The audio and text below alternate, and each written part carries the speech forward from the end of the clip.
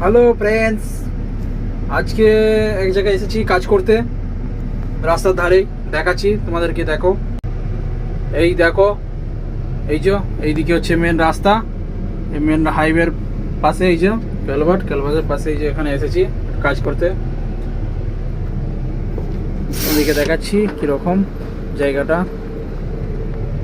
এই দেখো, এইদিকে জমি আছে, জমির ধারে এইদিকে তো নারকোল বাগান, পুরো কেরালাতে নারকোল বাগানের তো ভর্তি।